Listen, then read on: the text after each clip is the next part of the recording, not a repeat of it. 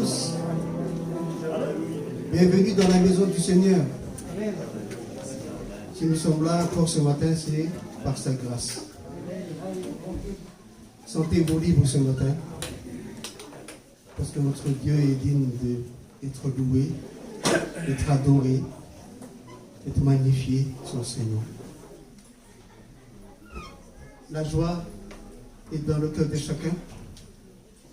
Élevez votre voix, élevez votre prière.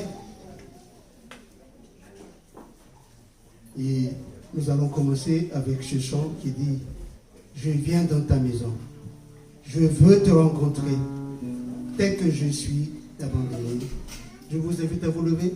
C'est pour la gloire, l'honneur de notre Dieu.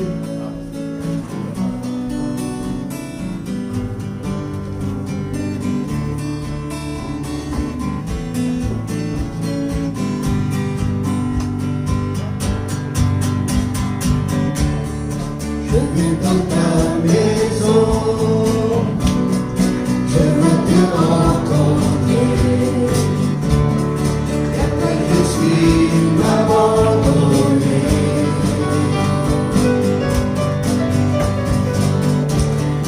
Alors que nous chantons, ton esprit me remplit, mon âme est libérée.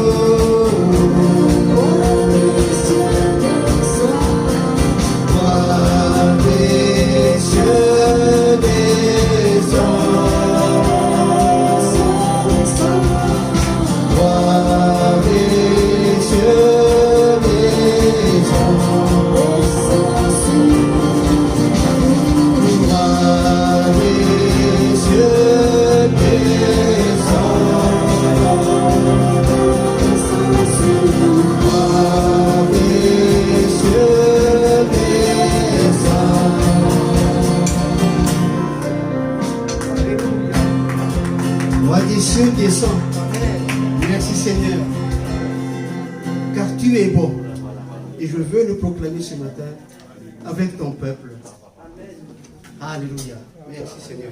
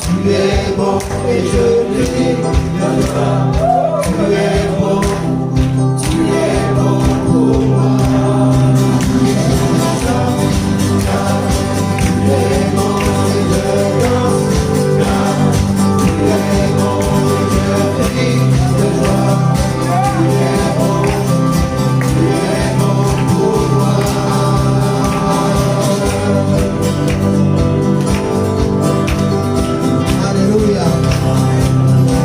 Merci Seigneur.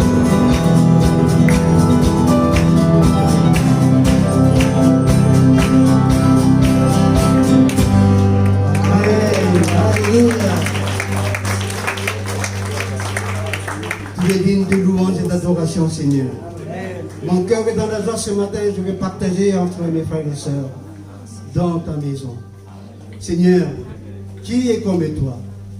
Tu es l'incomparable. Oui, nous sommes tes œuvres. Et nous proclamons que tu es Dieu. Tu es miséricordieux et tu es souverain. Tout est entre tes mains. Sois loué, sois adoré.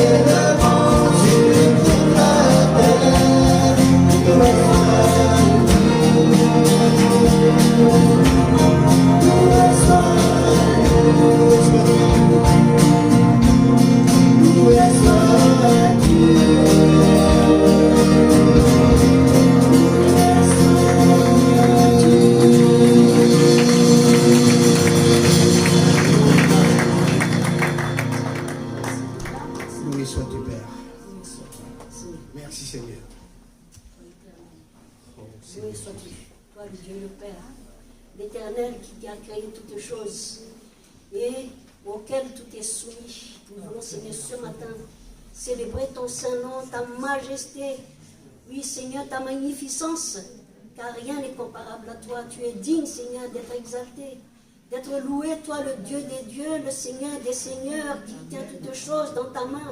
Seigneur, nous voulons te louer, car nul n'est comparable à toi. Tu es le seul Dieu qui a créé en nous, Seigneur, la foi. Alors reçois, Seigneur, la reconnaissance de nos cœurs, car nous savons, Seigneur, que tu es là au milieu de nous. Gloire te soit rendue à jamais. Pour le sang de Jésus-Christ, qui nous a justifiés de tout péché, qui nous permet maintenant, Seigneur, de t'appeler Père et de nous présenter devant toi. Quelle joie, Seigneur, de reconnaître cela, Seigneur, dans notre cœur. Alors, Seigneur, glorifie encore ton nom, Seigneur, au milieu de ton peuple. Alléluia. Amen.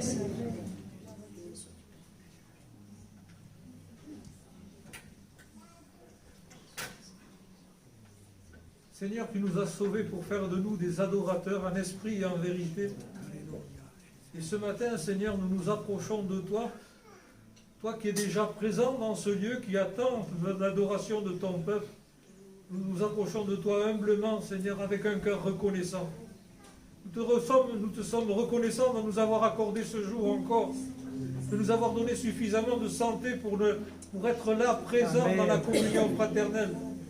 Nous te sommes reconnaissants parce que nous savons qu'en ce lieu, le Saint-Esprit est là pour nous unir les uns aux autres et pour nous donner de pouvoir communier avec toi et avec le Père éternel. Qu'il est bon, Seigneur, d'avoir cette assurance en nous, cette présence, Seigneur, dans nos vies. Tu es là, présent en ce lieu, mais tu es présent en nous. Et c'est dans la joie, Seigneur, que nous pouvons ouvrir la bouche pour te dire combien nous t'aimons, combien nous t'adorons. Que les jours qui passent, Seigneur, nous rapprochent chaque jour un peu plus de toi. Que les jours qui passent nous font prendre conscience chaque jour que nous avons besoin de toi. Il est bon, Seigneur, d'être dépendant de toi. Il est bon, Seigneur, de te devoir la vie. Il est bon de te devoir la santé, Seigneur. Amen. Il est bon de te devoir le fait d'être là présent, d'avoir la conscience d'être là présent dans ce lieu. Oui, nous sommes venus t'adorer. Nous sommes venus te rendre grâce pour tout ce que tu fais pendant la semaine. Et en ce jour, Seigneur, nous voulons t'apporter le meilleur de nous-mêmes, Seigneur. Déposer nos vies au pied de ton trône, Seigneur, pour que tu sois élevé et glorifié dans le nom de Jésus, Père. Amen. Seigneur éternel, nous voulons te rendre grâce, te louer et te bénir ce matin. Un jour, le Saint-Esprit est descendu dans nos vies, dans ma vie. Seigneur, il y a eu une explosion de joie et de reconnaissance. Ayant compris, Seigneur, ce que tu as accompli sur la croix pour chacun d'entre nous. Seigneur, c'est une merveille à nos yeux. Ta grandeur nous dépasse. Seigneur, nous sommes petits devant toi, mais combien précieux à tes yeux. Alors nos âmes, Seigneur, ce matin se prosternent dans l'adoration et dans la louange. Et t'élèves, Seigneur, nous t'exaltons et nous te glorifions. Toi, le Seigneur des armées, l'Éternel des armées, le roi de gloire. Seigneur, l'espérance qui est en nous est réelle. Et nous savons que tu viens, Seigneur, tu viens enlever ton peuple dans la gloire éternelle. Et cela réjouit nos cœurs, Seigneur, malgré les souffrances, les épreuves que nous avons à passer. Seigneur, comme nous l'avons chanté, tu es près de nous, tu es en nous. Alors merci, Seigneur, ce matin, pour la grâce et pour Jésus, notre Sauveur. Amen. Seigneur, nous remercions encore aujourd'hui. Tous les jours, nous prions au Seigneur. Nous voyons que vous faites des choses pour moi, Seigneur. D'après notre bon Dieu, les communs. Alors tout seul, bon Dieu. Alors tout seul, éclaire à nous. Ah, Seigneur, on a confiance en vous. Tous les jours, nous prions. Nous deviens pour témoin, Seigneur. Et nous sommes présents pour témoin, Seigneur. Et nous sommes contents. Mais que tout le temps, les points. Mais vous dire comme ça, n'a pas pour les hommes. Mais nous disons, Seigneur, attends mon tour, Seigneur. Mais Seigneur, mais moi, au pouvoir, on est content. On est content. On va connaître à vous, Seigneur. Là, longtemps, mais qu'est-ce que c'est ça, vous? Seigneur, dis moi pour vous. Merci, on est content, Seigneur. Merci pour tout. Alléluia. Amen. Amen. Seigneur, mon Dieu, merci pour ces moments que nous passons dans ta présence. Le moment de entendre ta parole, le moment de la communion de ta parole. Ce matin, je veux te louer et t'adorer parce que tu m'as sauvé, Seigneur mon Dieu. Ce matin, je veux te louer et t'adorer parce que tu m'as délivré. Je veux te louer et t'adorer parce que tu m'as sanctifié. Je veux t'apporter la louange, t'apporter l'adoration, t'apporter la reconnaissance. Merci pour le Saint-Esprit qui est sorti de ma vie. Merci de régner sur mon cœur. Je t'aime et je t'adore. Ce matin, reçois la louange de mon cœur. Amen. Merci Seigneur pour tous les peuples et toutes les nations, pour toutes les générations. Gloire à ton nom. Il est l'infiniment grand, l'infiniment puissant. À toi la gloire, l'honneur, la louange. Il y y a de la joie dans ta présence, dans ta maison. Gloire à ton nom. Alléluia. Seigneur, toi la douceur incarnée, toi la bonté incarnée. Seigneur, ton amour a été plus fort que la mort. Et ta vie et ta puissance aujourd'hui, c'est notre sujet de joie. Ton salut est notre sujet de joie. Toi qui nous as tout donné. Seigneur, tu donnais sans compter. Sachant pertinemment ce que tu faisais. Seigneur, ce matin, avec le Saint-Esprit, je veux te dire combien tu es bon, combien tu es bienveillant envers nous, combien tu es, Seigneur, combien ta miséricorde est grande. Seigneur, tu as tout accompli, le pardon, la guérison, nous l'avons dans ton sang précieux. Alors par le Saint-Esprit ce matin qui est présent dans ce lieu, je te loue, je t'adore, je te rends grâce pour cette, Seigneur, pour cette huile qui coule du sein de Dieu, qui nous fait du bien, qui remplit notre cœur, cette huile qui est une fraîcheur constante. Seigneur, apprends-nous à profiter de cette fraîcheur qui vient d'en haut, de cette source qui coule du sein de Dieu et qui nous permet d'être présents là pour te louer, t'adorer, pour te dire merci Seigneur mon Dieu, en Jésus-Christ.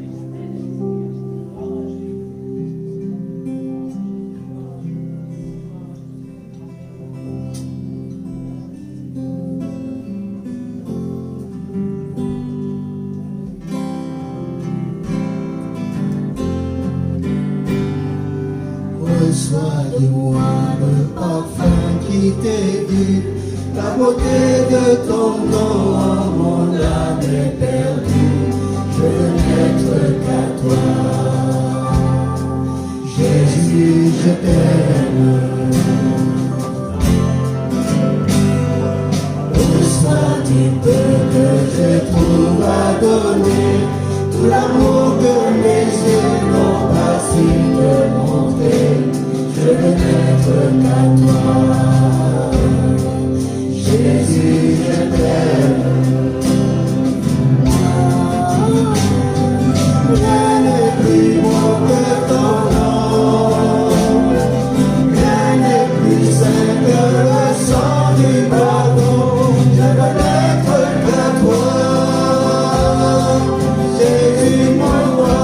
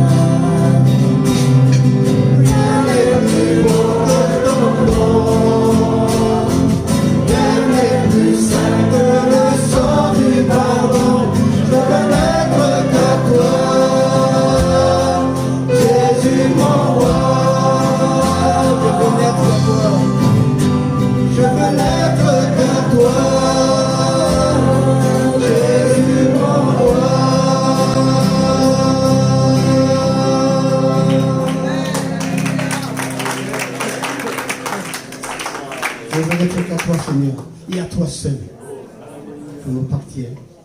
Nous sommes tes enfants. Bénis ta parole, Seigneur. Oint ton serviteur.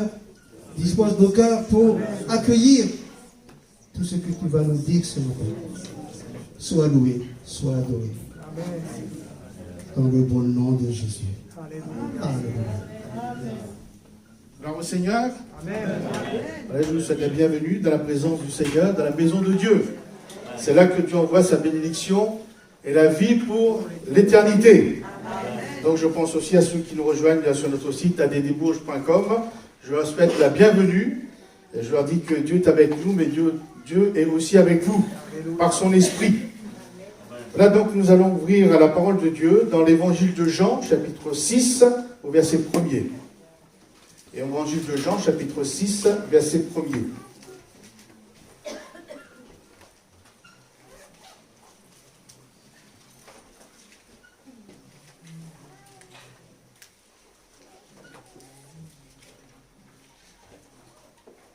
Après cela, Jésus s'en alla de l'autre côté de la mer de Galilée, de Tibériade.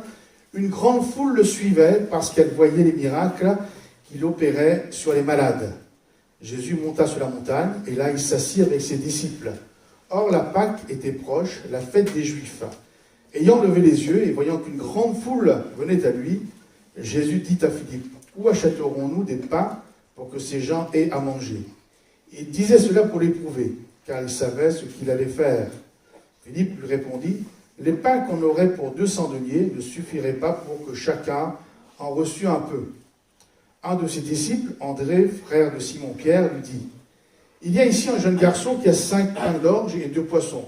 Mais qu'est-ce que cela pour tant de gens ?» Jésus dit, « Faites-les asseoir. » Il y avait dans ce lieu beaucoup d'herbes. Ils s'assirent donc au nombre d'environ 5000 hommes, sans compter les femmes et les enfants. Si on considère une famille avec 3, enfin en Palestine, c'est plus que 2. Hein. Au moins 4 enfants, donc ça multiplie par 5 à peu près. Donc Jésus prit les pains, rendit grâce et les distribua à ceux qui étaient assis. Il leur donna de même des poissons, autant qu'ils en voulurent. Lorsqu'ils furent rassasiés, il dit à ses disciples, « Ramassez les morceaux qui restent, afin que rien ne se perde. » Ils les ramassèrent et remplirent 12 paniers avec les morceaux qui restaient des 5 pains d'orge, après que tous eurent mangé. Ces gens, ayant vu le miracle que Jésus avait fait, disaient, « Celui-ci est vraiment le prophète, ou le Messie, qui doit venir dans le monde. » Et Jésus, sachant qu'ils allaient venir l'enlever pour le faire roi, se retira de nouveau sur la montagne, lui seul. Quand le soir fut venu, ses disciples descendirent au bord de la mer. Étant montés dans une barque, ils traversaient la mer pour se rendre à Capernaum. Il faisait déjà nuit, et Jésus ne les avait pas encore rejoints. Il soufflait un grand vent, et la mer était agitée. Après avoir ramé pendant environ 25 ou 30 stades, ils virent Jésus marchant sur la mer et s'approchant de la barque, et ils eurent peur. Mais Jésus leur dit, « C'est moi, n'ayez pas peur. » Ils voulaient donc le prendre dans la barque, et aussitôt la barque aborda au lieu où ils allaient. Amen. Il s'agit d'une grande foule qui suivait Jésus parce qu'ils voyaient les miracles que Jésus opérait sur les malades. Cette foule, parce qu'elle a suivi Jésus, a été nourrie, bénie et guérie.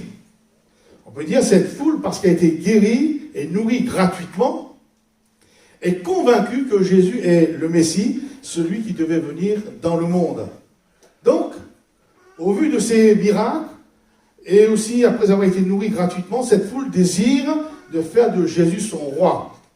On peut dire, afin que ça continue, la nourriture gratuite et la guérison.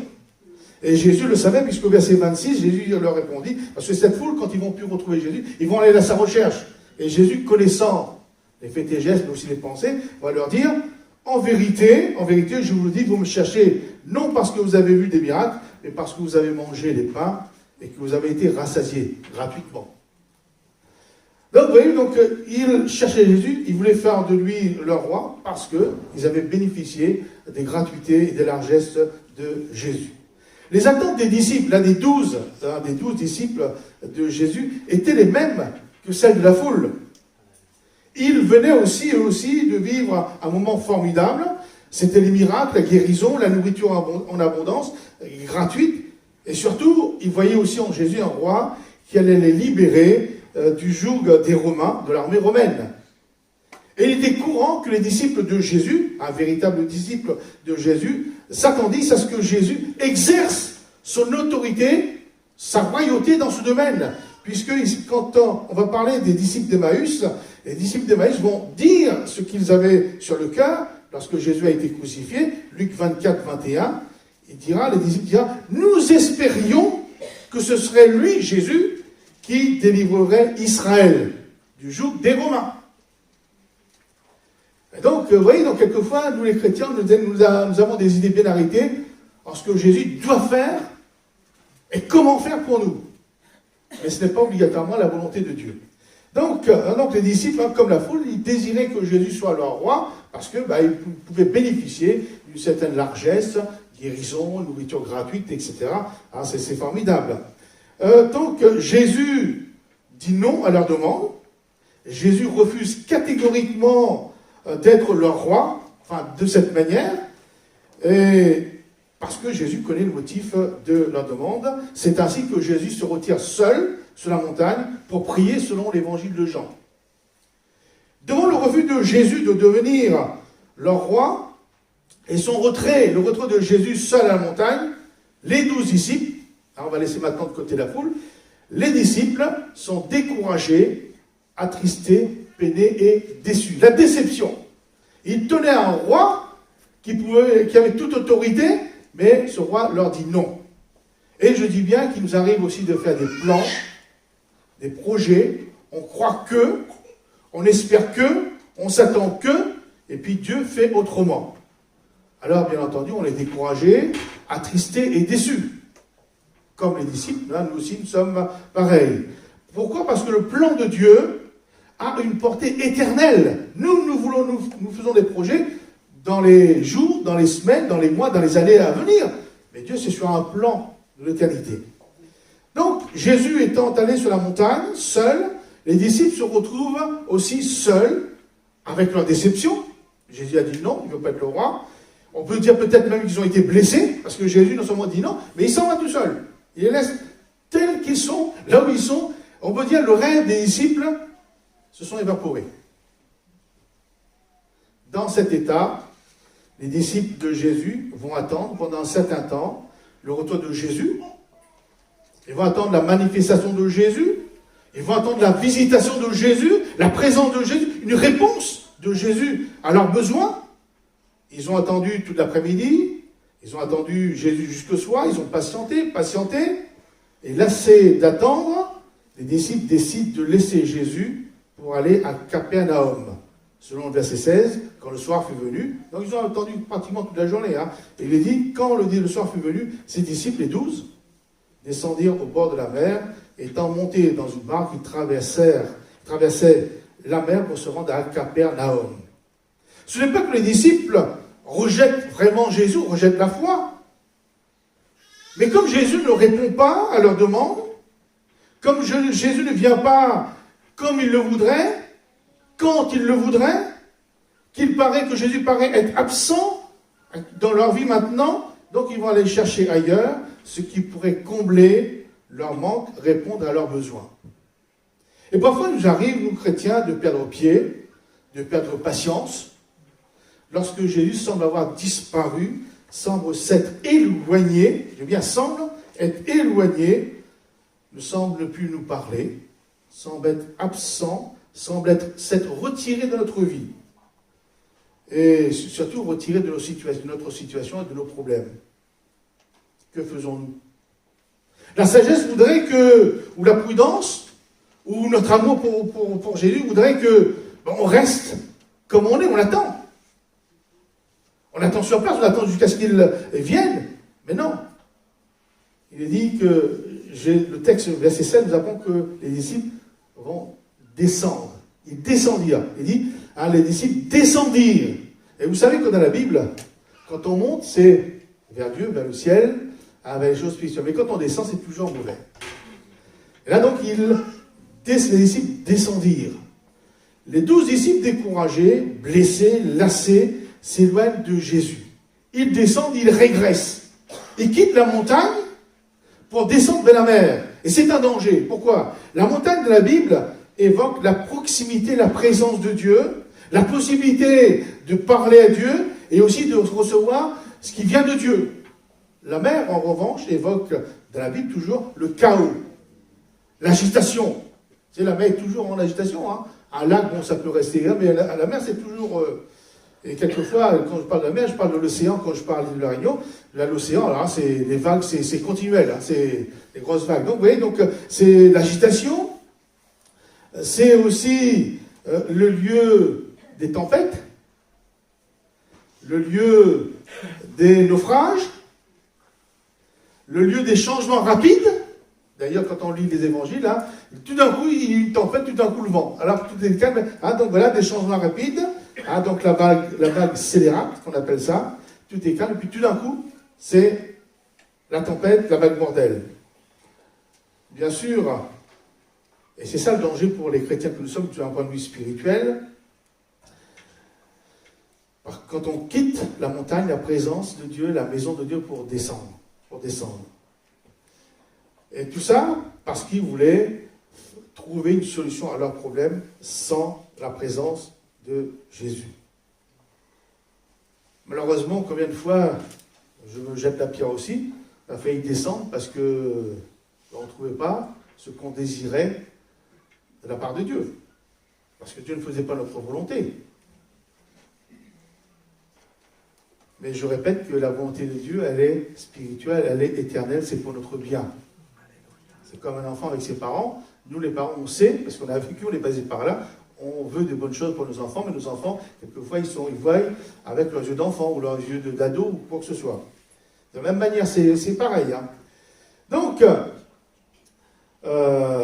et je dis, donc, il y a les disciples, les 12 disciples, mais il y a aussi les disciples d'Emmaüs. Quand je lis Luc 24, 13, hein, donc concernant les disciples d'Emmaüs, eux aussi, ils vont régresser, ils vont descendre. Il est dit, et voici, ce même jour, 2 disciples allaient à un village nommé Emmaüs, éloigné de Jérusalem de 60 stades. Donc on voit de Jérusalem, ces disciples descendent à Emmaüs. Jérusalem, la ville de Dieu, la ville de la paix, la ville où Dieu se manifeste, la ville où il y avait le temple.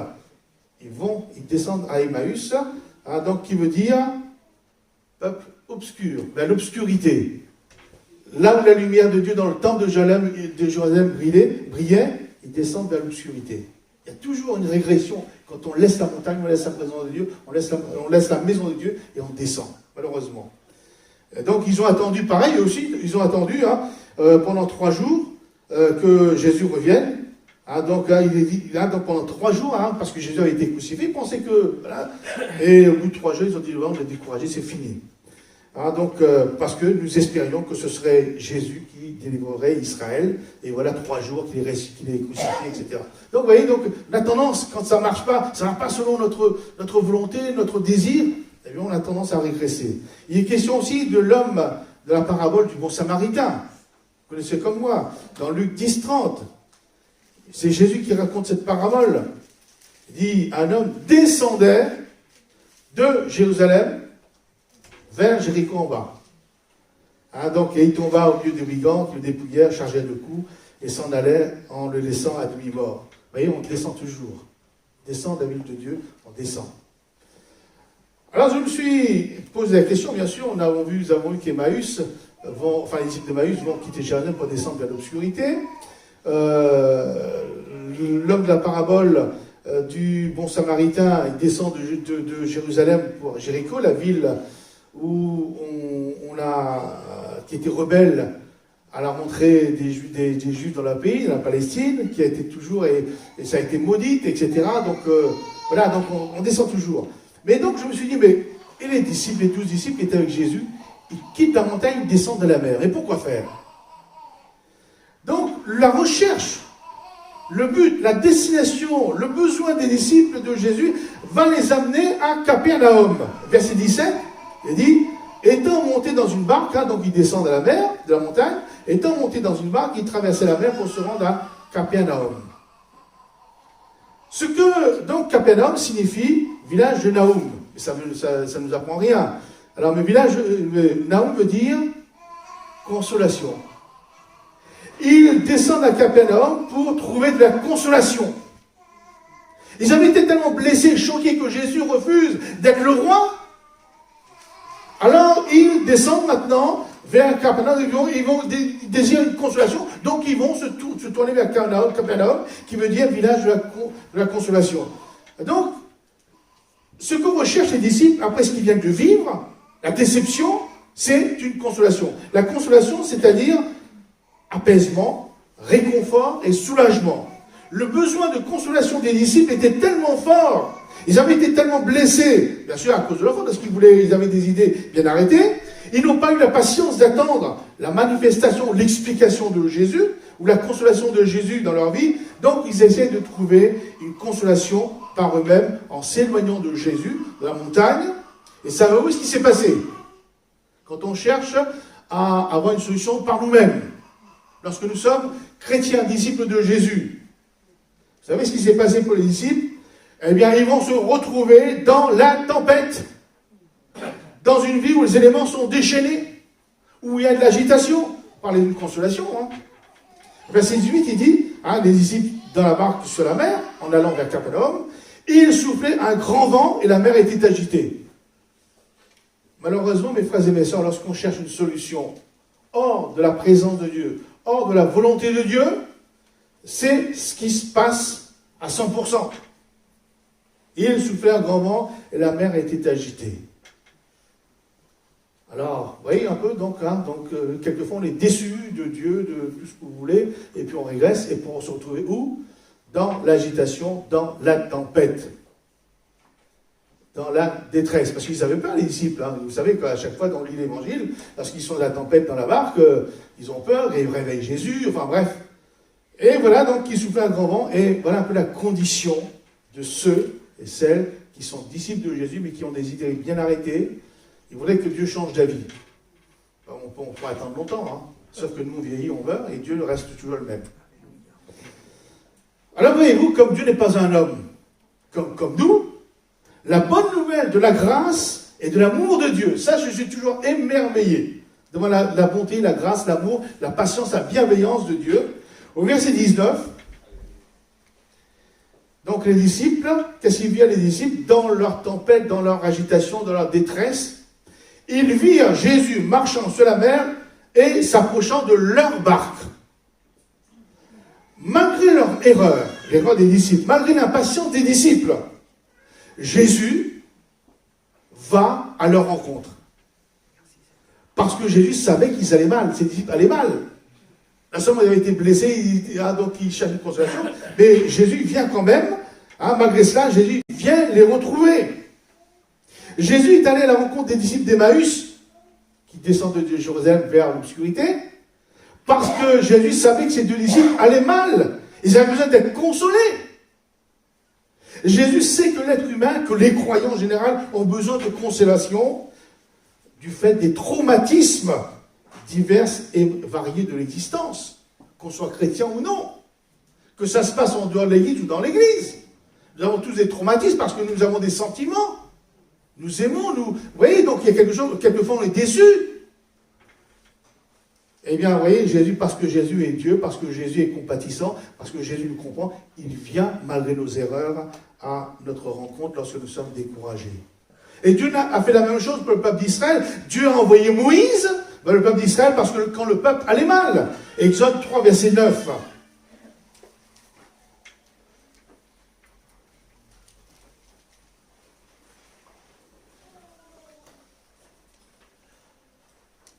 Donc Dieu dit, l'Éternel Dieu dit à Moïse, « Voici les cris d'Israël sont venus jusqu'à moi, et j'ai vu l'oppression que leur font souffrir les Égyptiens. Maintenant va, je t'enverrai auprès de Pharaon, et tu feras sortir d'Égypte mon peuple d'Israël.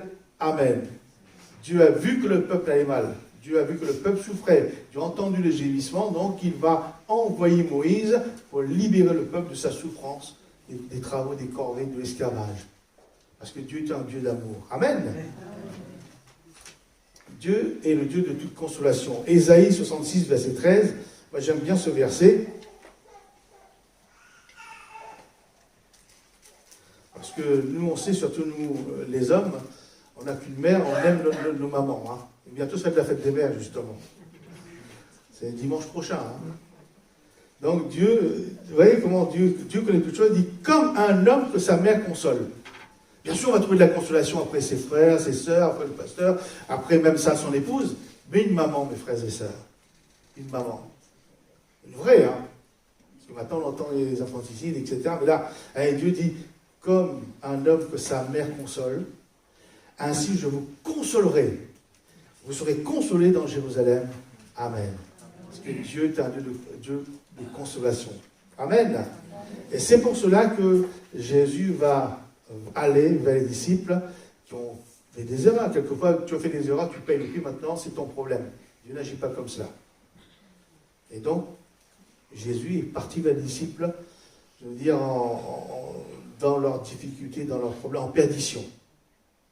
Alors, pour atteindre les disciples découragés, en difficulté, en mal de consolation, Jésus a dû affronter la mer agitée et le vent déchaîné, oui ou non? Cela nous rappelle le but de Jésus pour l'humanité, pour le monde, pour nous. Pour nous atteindre dans nos difficultés, nos tourments, notre besoin de consolation sur la terre, Jésus a laissé le ciel, la gloire du Père, et a affronté la croix, a été vainqueur sur pour voir tous nos besoins. Amen, c'est pas quelque chose, hein, maintenant. Bien sûr, Jésus a marché sur la mer déchaînée, mais n'oublions pas qu'il a laissé le ciel pour venir sur la terre, afin de nous donner, de nous apporter, d'être avec nous. Que son nom soit béni. Amen. Ouais, c'est le miracle, c'est l'amour de Dieu. Regardez un peu, hein. Il a pu nous laisser, mais ils sont partis sur la mer, c'est leur problème. Moi, je n'ai pas donné d'ordre, ils sont partis d'eux-mêmes. Donc maintenant, c'est leur propre responsabilité. C'est un peu comme ça, nous, les hommes, on parle.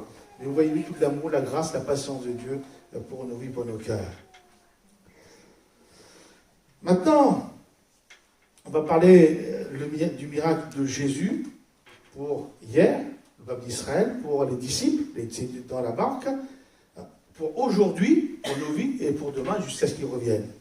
Au verset 21, on va revenir dans notre texte, au verset 21, il nous dit que les disciples voulaient donc prendre Jésus dans la barque, et aussitôt la barque aborda au lieu où ils allaient. Ça, c'est formidable. À l'instant où les disciples vont accepter que Jésus monte dans leur barque, et à l'instant où Jésus monte dans la barque dans leur vie, ils atteignent le but. C'est pas miraculeux, ça? Ils étaient en pleine bagarre. S'ils étaient à 2-3 mètres du bord, comment on peut dire, du rivage, il n'y a pas eu besoin de Jésus. Là, ils m'ont dit qu'ils étaient en train en plein vent, en pleine hésitation, et puis dès qu'ils prennent Jésus, ils sont pratiquement arrivés.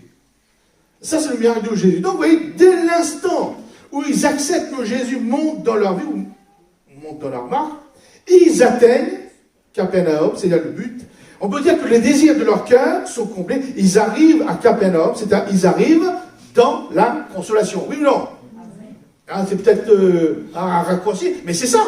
Dès lors où Jésus vient dans leur vie, ils atteignent, ils rentrent dans le village, dans la ville de la consolation. Amen. Ah oui, ça c'est, vous voyez, c'est la grandeur de l'évangile. Aucun homme, aucune religion, aucune théologie ne peut faire cela, mais Jésus peut le faire. Amen. Donc on peut dire, avec Jésus, ils sont dans la consolation, ils rentrent dans la consolation, ils rentrent dans l'apaisement, ils rentrent dans le réconfort, ils rentrent dans la restauration. Alors peut-être qu'au milieu de nous, ce matin, il y a un frère, une sœur qui se trouve comme les disciples, c'est la mer agitée par le vent, de la tempête, alors que son cœur a besoin justement de consolation, il a besoin d'être consolé. Bien sûr, suivons l'exemple des disciples. Les disciples, ils n'ont pas dit, non, maintenant on a honte, on a peur de Jésus, on l'a abandonné, donc donc les disciples ont laissé Jésus. Alors laisse Jésus entrer dans ta vie, même si tu es en pleine tempête. Dis-lui que ton cœur, que ta vie a besoin de consolation. Et il agira, non pas demain après-demain, mais aussitôt. Aussitôt, comme les disciples ont eu la grâce d'aborder. Aussitôt, ils rentrent dans la consolation. Dans les évangiles, j'ai dit donc le miracle de Jésus hier, aujourd'hui et jusqu'à son retour.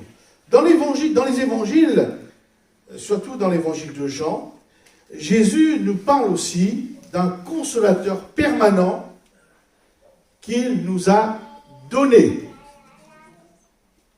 savez sur lequel? Voilà. Et c'est même malheureux, c'est que quand les chrétiens ils connaissent hein, qu'il y a un consolateur qui est donné, et puis on vit sans, on vit comme s'il n'y en avait pas. On n'expérimente pas la consolation. Donc, dans Jean chapitre 14, verset 16,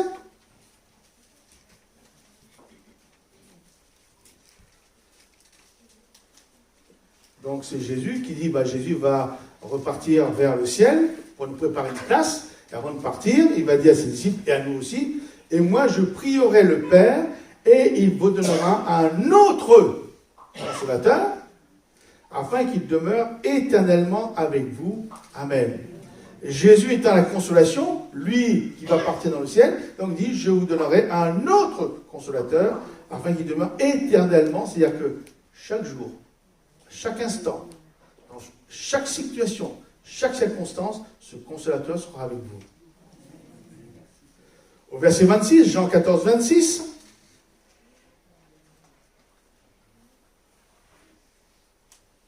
mais le consolateur, l'Esprit Saint, donc Jésus le nomme l'Esprit Saint, le Saint-Esprit, que le Père enverra en mon nom, vous enseignera toutes choses et vous rappellera tout ce que je vous ai dit.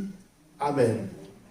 C'est-à-dire que le consolateur, l'Esprit Saint, va nous enseigner, va nous dire où aller, comment faire, pour pas que nous soyons blessés à nous, pour pas que nous soyons comme des œillères, j'ai ma propre vision, ma propre pensée. Non, non. Là, le Saint-Esprit, en tant que consolateur, va dire, mais vous savez, quand, si je prends l'exemple, vous avez votre enfant de 4-5 ans qui veut finir tout le pot de Nutella. Vous allez dire, non, il va pleurer. On connaît les enfants de 4-5 ans, ils vont... Et qu'est-ce que vous faites? Quand vous êtes une mère, une vraie mère ou un vrai père, vous allez le prendre, vous allez le conseiller, vous allez l'expliquer.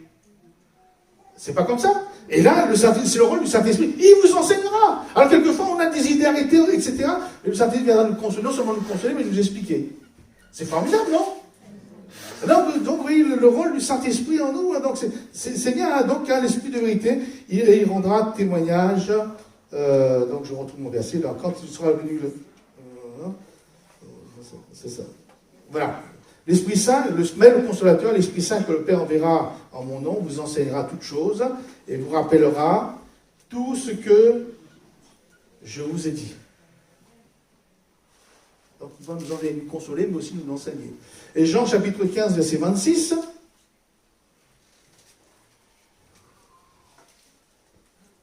Quand sera venu le consolateur que je vous enverrai de la part du Père, l'Esprit de vérité qui vient du Père, il rendra témoignage de moi. Amen. Mes frères et mes sœurs, Jésus parlait aux disciples en disant, je vous enverrai. Quand je vous enverrai, etc. C'était à venir. Mais effectivement, le consolateur promis a été donné le jour de la Pentecôte il y a plus de 2000 ans. C'était le Saint-Esprit.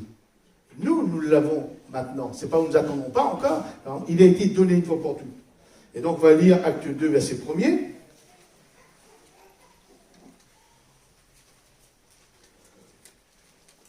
Le jour de la Pentecôte, ils étaient tous ensemble dans le même lieu. Tout à coup, il vint du ciel un bruit comme celui d'un vent impétueux et remplit toute la maison où ils étaient assis. Des langues semblables à des langues de feu leur apparurent, séparées les unes des autres, et se posèrent sur chacun d'eux. Et ils furent tous remplis du Saint-Esprit, du Consolateur, qui va enseigner, qui va rappeler ce que Jésus a fait. Et ils se mirent à parler en d'autres langues, selon que l'Esprit leur donnait de s'exprimer. Amen. Jésus nous propose aujourd'hui encore le Consolateur, le Saint-Esprit dans notre vie. Ce Consolateur peut être en permanence en nous, avec nous, qu'on le sache. Aujourd'hui, beaucoup de livres, beaucoup d'études, beaucoup de séminaires, un chrétien, pour être consolé, pour être réconforté, pour être soulagé, pour être apaisé. Mais Jésus nous propose, lui, le Saint-Esprit. Le consolateur par excellence. Et pour cela, mes frères et mes sœurs, on revient toujours à la source, il faut demander aspirer, prier et attendre par la foi pour le recevoir. C'est ce que les disciples ont fait, les 120. Hein. Ils n'ont rien fait d'extraordinaire. Hein. Jésus leur avait dit, vous attendrez dans Jérusalem jusqu'à ce que... Eh bien, ils ont attendu, ils se sont réunis dans la chambre haute, et puis ils priaient, enfin, ils chantaient, enfin, peu importe. Ils ont attendu, et ils n'ont pas fait quoi que ce soit de particulier. Ils se sont mis à part. Ils se sont mis à part, et le Consolateur est venu. Prenez du temps pour cela. Aujourd'hui, c'est vrai qu'on est débordé par toutes sortes d'activités, par toutes sortes de choses, de loisirs, ou même par les activités chrétiennes, on peut dire. Hein, donc, mais prenez du temps pour être à l'écoute, pour attendre l'attente du Saint-Esprit, du Consolateur. Et vous verrez la différence lorsque nous vivons avec le Saint-Esprit et lorsque nous n'avions pas le Saint-Esprit. Parce que, bien sûr, je le dis, on aura toujours besoin d'être consolé. On sera toujours blessé d'une manière ou d'une autre. Le mari par sa femme, la femme par son mari, les enfants par les parents par les enfants, le pasteur par les chrétiens par le pasteur. Il y aura toujours, parce que nous sommes, on peut dire, chacun a son caractère, chacun a sa manière de voir, on est tous différents, on n'est pas des ordinateurs. La plus sur un bouton, tout le monde fait la même chose. Et donc pour cela, c'est très très, c'est comme l'huile qu'on met dans les rouages, ça fonctionne. Mais quand il n'y a pas d'huile, ça grippe, ça grasse. Il y a des frictions. Mes frères et mes sœurs, aujourd'hui, c'est pas parce que c'est la Pentecôte, mais pour qu'on sache, nous, on est des chrétiens de Pentecôte, normalement, mais de moins en moins, on s'attend au Saint-Esprit. On aspire au Consolateur. Après, on dit, mais ça ne va pas, je ne suis pas consolé, je suis déçu, je suis ci, je suis ça, et puis, mais rappelez-vous, hein, donc, je vous enverrai le Consolateur. Prenons du temps à nouveau, mes frères et mes sœurs. Et vous verrez la différence. Et vous direz, comme le psalmiste, Psaume 94, verset 19, parce que ne dites pas que vous ne serez jamais blessé, que Dieu enlèvera toutes sortes de blessures, Dieu fera en sorte que je ne sois jamais blessé. Non, nous sommes tous des hommes. Et comme la famine, le Seigneur voulait que la famine s'en aille. Alors, Dieu a dit qu'on nous fera vivre au milieu de la famine. Mais jamais il a dit qu'il enlèvera la famine. Et de la même manière, dites pas que je ne serai jamais blessé. Non, non. Nous sommes dans le monde, dans un monde imparfait, donc nous-mêmes nous blesserons les autres nous blesseront, etc. Donc, mais si nous avons le Consolateur en nous, si nous recherchons le Saint-Esprit, alors nous dirons, comme le psalmiste, hein, quand les pensées s'agitent en foule au-dedans de moi. Parce que c'est vrai, quand on est blessé, là, ça revient, hein, la blessure. Hein, voilà, tel m'a dit ça, comment ça se fait qu'il m'a dit ça, et puis pourquoi, c'est pas normal. Ça revient. Alors donc, quand les pensées s'agitent en foule au-dedans de moi, tes consolations, les consolations de Dieu, réjouissent mon âme. Amen. C'est-à-dire, comment ça se fait que tu m'as laissé dans cette difficulté? Comment tu as permis que mais tout cela, ça arrive, mais tes consolations réjouissent mon âme. Mes frères et mes sœurs, Jésus nous a proposé, nous a donné la consolation. Ne cherchons pas ailleurs. Ce sera pire comme les disciples.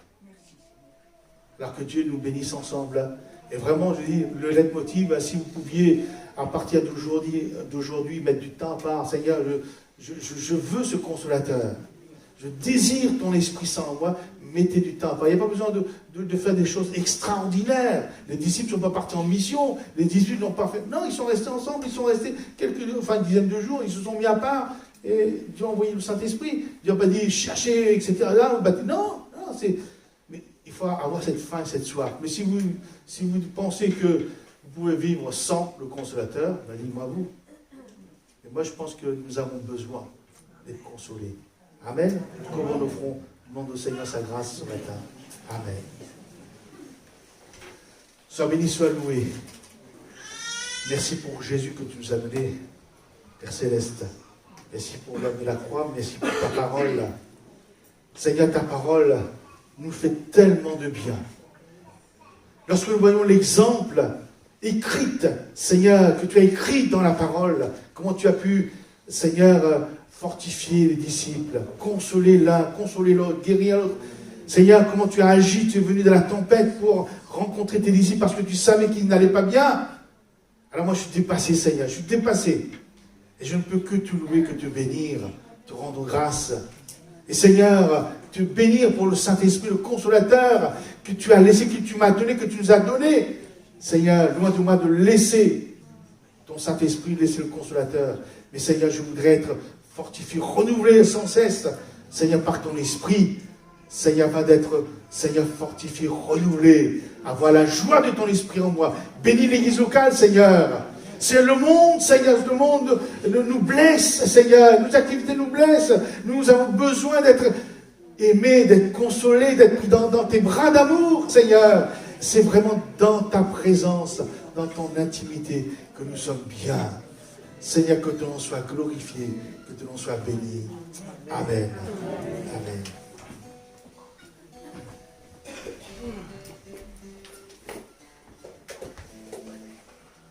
Voilà pour le service de la scène, notre frère Antoine Danesi, notre frère Jacob Philippot et Denis Diasonama, pendant que nous chanterons un cantique.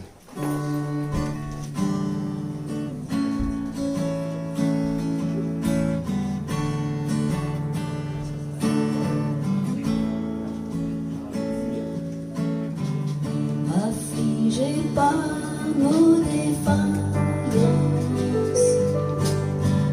nos blessures et nos chaînes,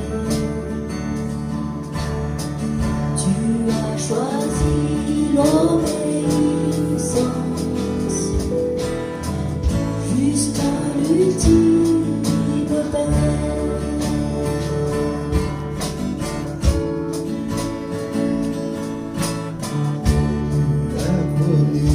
Toute souffrance,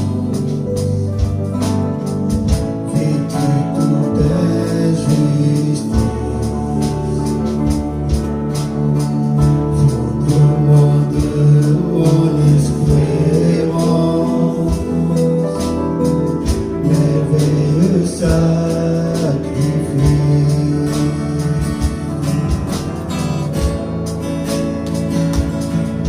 Et par ton sang versé, l'amour a triomphé, mon cœur chantera,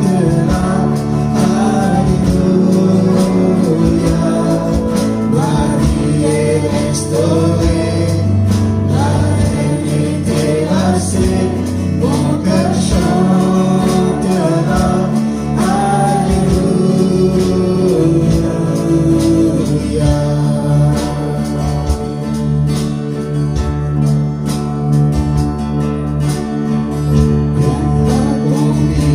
Ta volonté sur terre comme aux cieux. Apprends-moi à tout pardonner, suivant ton cœur, oh Dieu.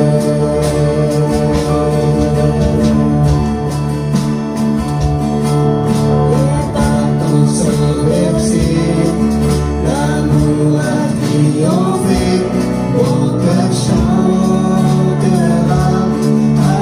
alléluia. Ma vie est restaurée, la haine est terrassée, mon cœur chantera, alléluia.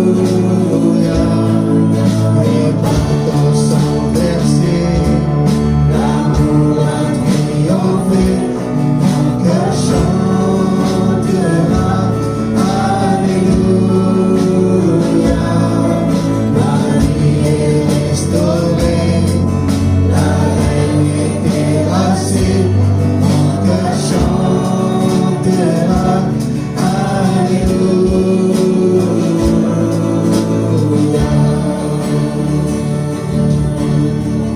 Toute arme forgée contre moi, toute arme forgée contre moi, il disait, la mort a perdu son pouvoir,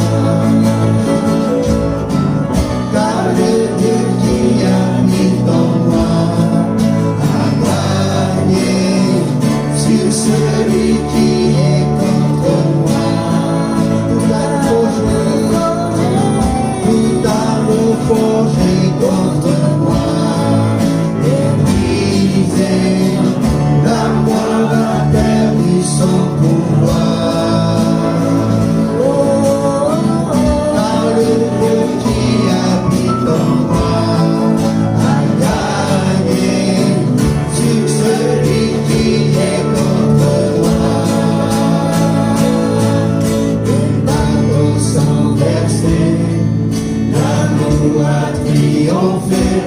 mon cœur chantera.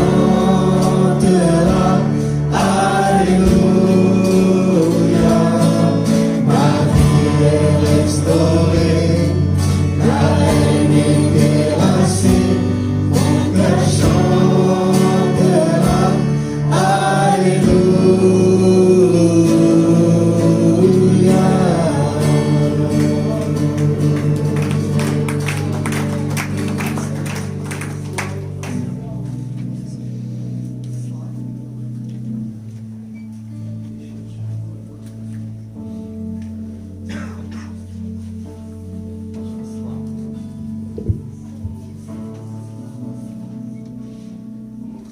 La nouvelle que nous avons apprise de lui et que nous vous annonçons, c'est que Dieu est lumière et qu'il n'y a point en lui de ténèbres.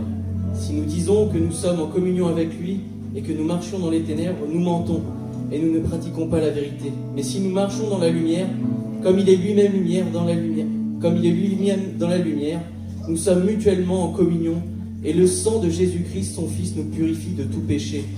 Si nous disons que nous n'avons pas péché, nous nous séduisons nous-mêmes et la vérité n'est point en nous. Si nous confessons nos péchés, il est fidèle et juste pour nous les pardonner et pour nous purifier de toute iniquité. Si nous disons que nous n'avons pas péché, nous le faisons menteur et sa parole n'est point en nous. Amen, que Dieu soit béni. Voilà, c'est notre frère Olivier Danézy qui demande au Seigneur sa bénédiction sur les éléments de la scène. Seigneur, nous sommes dans un moment particulier, le moment de la Sainte Seine. Nous voulons réaliser une fois de plus tout ce que tu représentes pour nous. Seigneur, tu es venu habiter en nous par ton esprit. Et Christ en nous, chacun d'entre nous, c'est l'espérance de la gloire éternelle. Alléluia.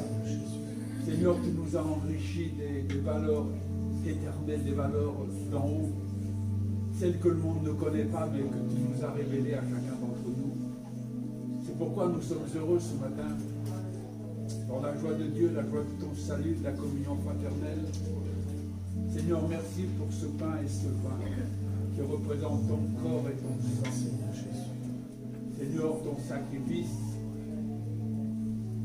c'est quelque chose que nous ne pouvons pas approfondir, nous sommes trop limités, mais nous le croyons simplement comme un enfant. Seigneur, merci pour la force que tu nous donnes ce matin au travers de la communion, à chacun d'entre nous, dans le merveilleux, le puissant nom de Jésus, ton Fils. Amen. Amen. Là, je vous invite à vous lever pour participer au vin et au pain, corps de Christ, nous qui êtes baptisés par immersion et qui avez accepté Jésus dans votre cœur et qui marchez selon l'enseignement de sa parole. Voilà, ne nous attendons pas, bénissons-le, adorons-le de tout notre cœur, en regardant, considérant son amour, sa bienveillance, sa patience envers nous.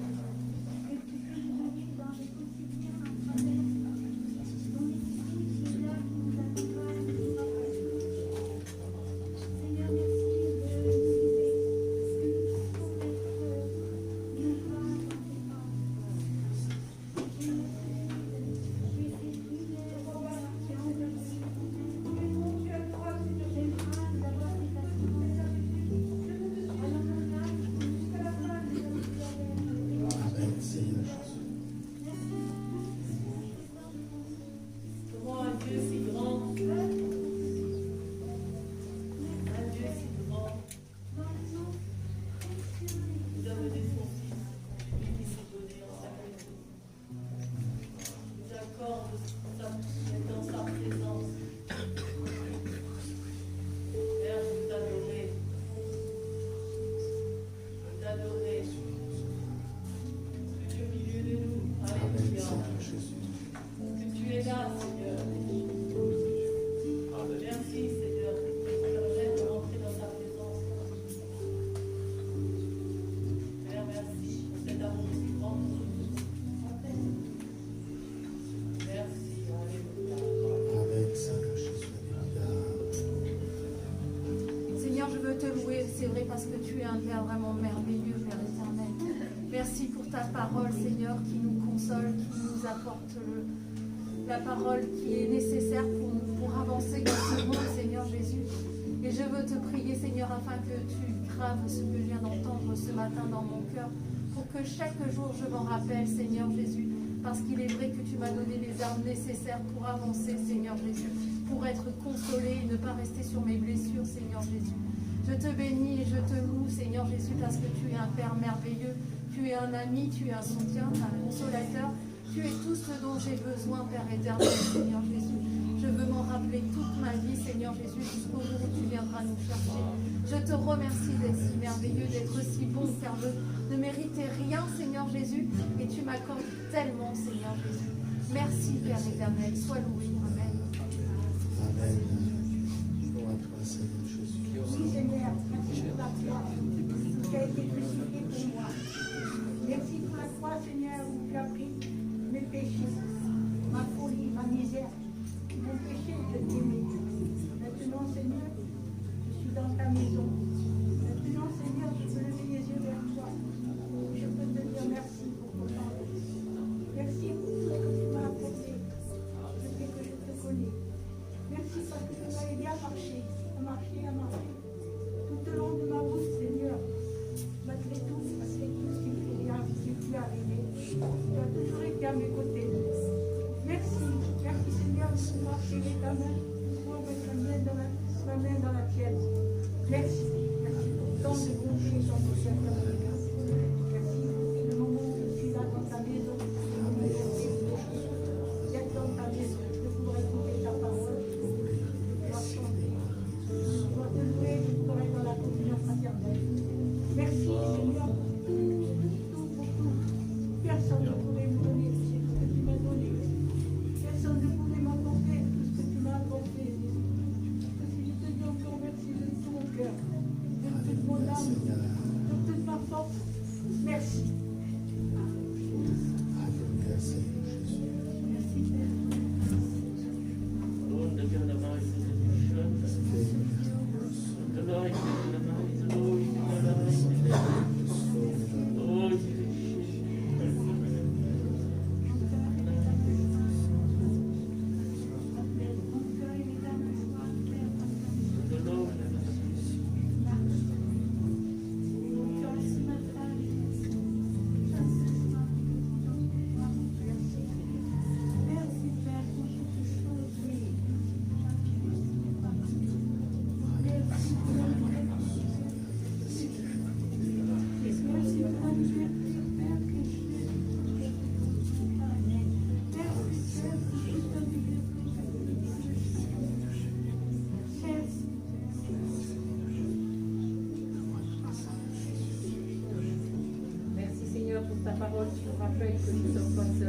Parfois je vous dis, et je te dis merci encore pour tout ce que tu nous as pardonné ce matin, Seigneur. Tu ne nous as pas laissés orphelins, Seigneur.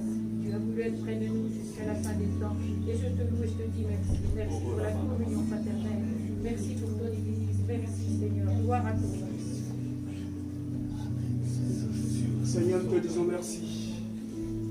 Merci pour ce temps de louange et d'écoute, Seigneur. Mais aussi merci pour cette invitation à la Sainte Table, Seigneur. Et Seigneur, à travers ce que se veut chacun de nous, Seigneur, se revêt de ton corps et de ton esprit. Voilà l'esprit nouveau, Seigneur, au milieu de nous. Pour nous apporter, éternel mon Dieu, dans tes bras et nous conduire dans la victoire. Merci pour ton assemblée. Merci pour la parole qui ne cesse de nous rappeler que tu es amour et que nous devons rester attachés à toi. Alors Seigneur, nous t'approprions de ce vin, de ce pain qui symbolise également toute ta nature en nous. Alors gloire, honneur te soit rendu dans le bon précieux nom de notre Seigneur Jésus-Christ. Amen.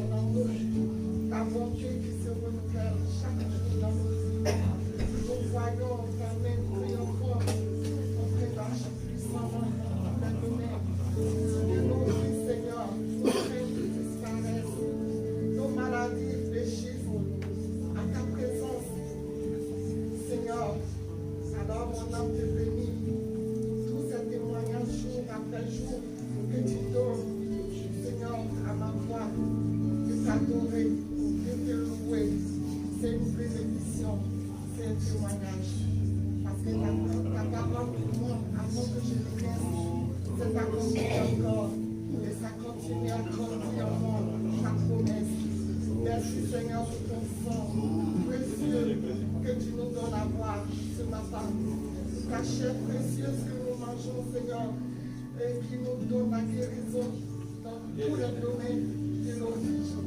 Merci que ton nom soit béni, Seigneur Jésus. Que ton nom soit magnifié, loué. Tu es digne d'être adoré, tu es digne d'être loué. Merci à toi, Père, au nom de Jésus. Amen. Je bénis ta fidélité, Seigneur, ce matin. Je vais adorer ce Dieu majestueux que tu es. Élever ta grandeur, Seigneur. Tu es un Dieu sage et tu ne fais rien au hasard, Père. Avant de créer l'homme, tu as créé la nature, toutes choses pour le bien de l'homme. Avant de nous demander de vivre de cette vie, de ta vie, Seigneur, tu as tout pourvu. Tu nous as donné ta parole. Tu es descendu dans la personne de Jésus pour mourir à la croix pour nous. Tu nous donnes ton esprit. Seigneur, quel amour. Tu ne nous laisses pas orphelins. Tu ne nous laisses pas nous débattre dans nos difficultés, dans nos inquiétudes, nos angoisses. Ta consolation est là, Seigneur. Oh, que tu es bon pour nos âmes. Oh, que tu es bon pour nous. Nous voulons tout simplement ce matin nous prosterner pour t'adorer. Parce que tu es vivant. Tu es réel. Tu es tout pour nous, Seigneur.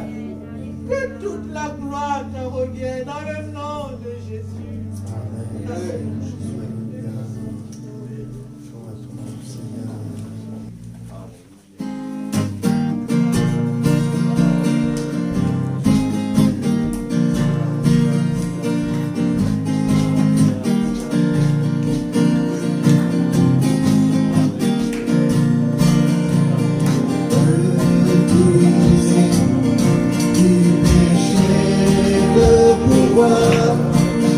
Ta voix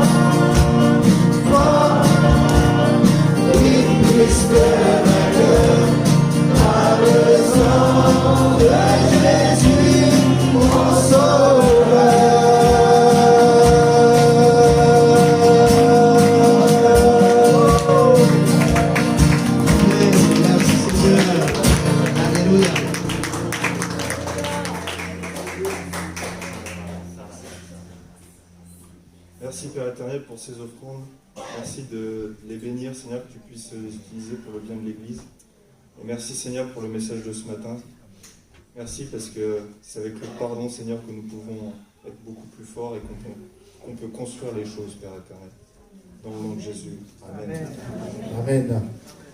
Voilà, notre culte touche à sa fin. Donc quelques annonces concernant la vie d'Église.